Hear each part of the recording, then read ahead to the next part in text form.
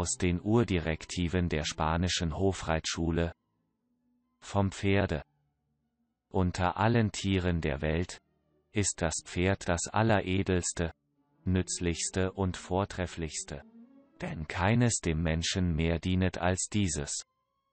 Ich will hier nicht die alten Skribenten anführen, die uns in ihren Büchern dem Pferd unvergleichliche Taten zum ewigen Gedächtnis hinterlassen.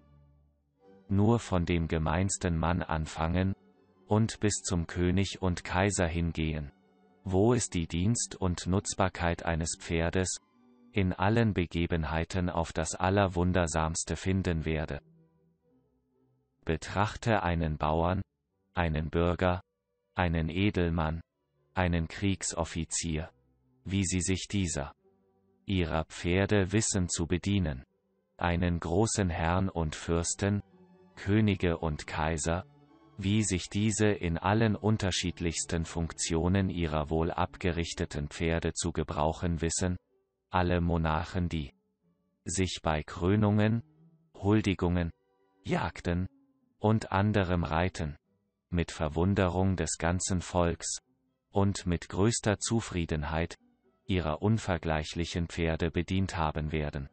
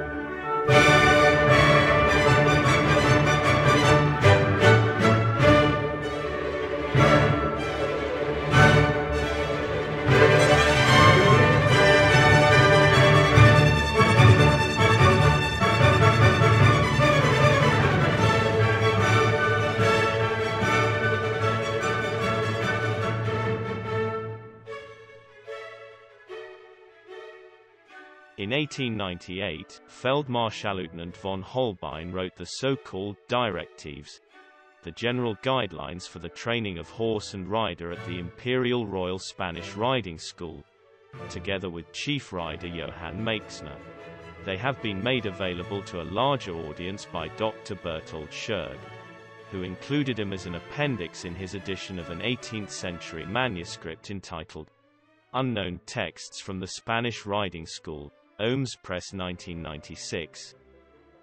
It also contains the original guidelines, which as the author ascribed to Edler von Regenthal around 1720, and which were only found after the fire in the National Library in Vienna.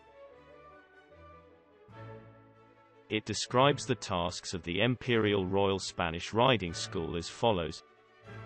First, to preserve the equestrian art in its highest perfection, the high school, and, while allowing for today's views and needs, continually to promote higher horsemanship, whose principles and experiences still form the basis for modern riding, even today. Second, educating methodical school riders, and training the necessary school horses.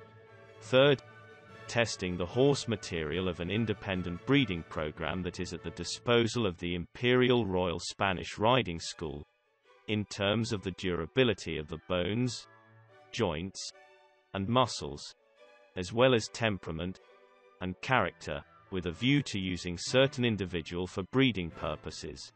Fourth, teaching lessons, as far as this is reconcilable with the education of the riders and the training of the school horses, to individual persons from the army or civilians who are interested in equestrian art. About the riding system that is to be applied at the court riding school, the following: advanced horsemanship must never be conceptualized as haute école in isolation, since it comprises all three types of riding. 1. Riding with as natural a posture of the horse as possible, not in collection and on straight lines, the so-called riding forward. Basical school. 2. Riding the collected horse in all gaits, turns and patterns in perfect balance. Campaign school. 3. Riding the horse in an artistically elevated posture, with increased flexion of the haunches, and regularity, maneuverability, and dexterity, in all ordinary, as well as nature-oriented extraordinary gaits and leaps, brought methodically to the highest perfection. This type of riding is called high school. Close quote.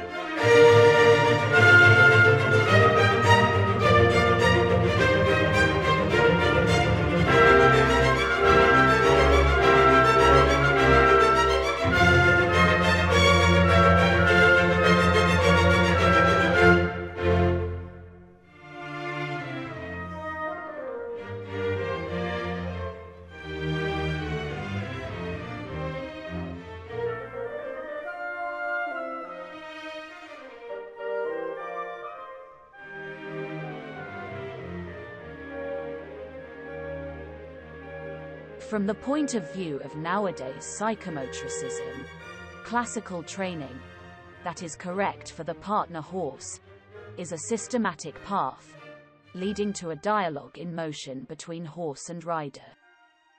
As in a dance, there is a leading partner and a following partner. In the ideal case, both partners have equal joy in floating across the floor. Both listen to one another, both consider the other, and both enjoy achieving coordinated motion. This has been the goal of the classical equestrian art.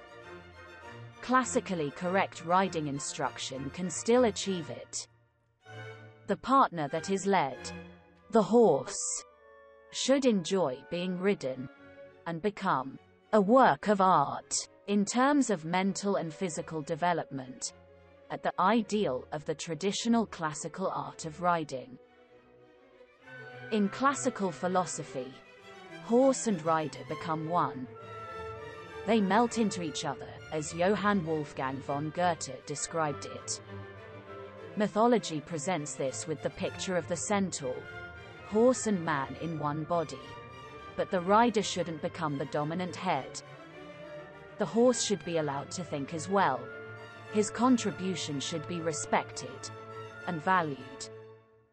In the ideal, they decide together what must be done next, although the rider provides the direction, and the horse takes this direction and translates it into movement, out of his own desire.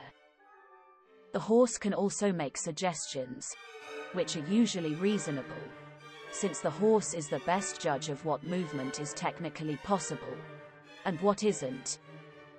In this way, the horse can help the rider, and the rider the horse, in accomplishing movement exercises. If we compare this ideal with training techniques, such as LDR, hyperflexion, rollkur, then we see that, in addition to the characteristic neck positions, a number of psychological and physical aspects play a very unpleasant role for the horse when these techniques are practiced.